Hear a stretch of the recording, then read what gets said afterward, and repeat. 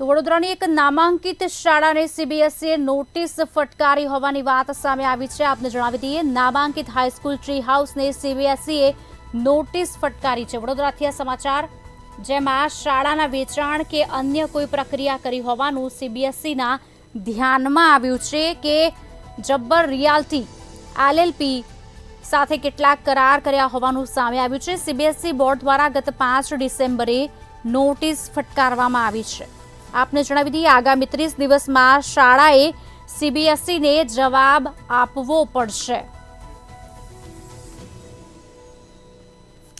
વડોદરા સહિત ગુજરાત રાજ્ય અને અન્ય રાજ્યોમાં પણ જે સ્કૂલ ખ્યાતનામ છે તે સ્કૂલ એટલે કે ટ્રી હાઉસ હાઈસ્કૂલનું આપણે અત્યારે વાત કરી રહ્યા છીએ કે જ્યાં ટ્રી હાઉસ હાઈસ્કૂલ જે છે તે હાલ તાજેતરના દિવસોમાં વિવાદમાં સપડાઈ છે। વિવાદમાં સપડાવવાનું જે મુખ્ય કારણ છે તે એવું છે કે જે સીબીએસઈ બોર્ડ છે તેના દ્વારા ટ્રી હાઉસ અટલાદરા સ્વામિનારાયણ મંદિરની પાછળ આવેલી જે હાઈસ્કૂલ છે તેને નોટિસ પાઠવવામાં આવી છે। ગત 5 તારીખે આ હાઈસ્કૂલને નોટિસ પાઠવવામાં આવી છે કે સ્કૂલ દ્વારા સ્કૂલના જે સંચાલકો છે તેમના દ્વારા તંત્રને વિશ્વાસમાં લીધા વિના શાળાની મિલકતનું વેચાણ કે એગ્રીમેન્ટ કરવાની કોઈ પ્રક્રિયા કરી હોય તેવું સીબીએસઈના ધ્યાને આવતા સીબીએસઈ દ્વારા આ જે શાળાના સંચાલકો છે અને જે આ શાળા છે ટ્રી હાઉસ હાઈસ્કૂલ તેને નોટિસ પાઠવવામાં આવી છે અને આવનારા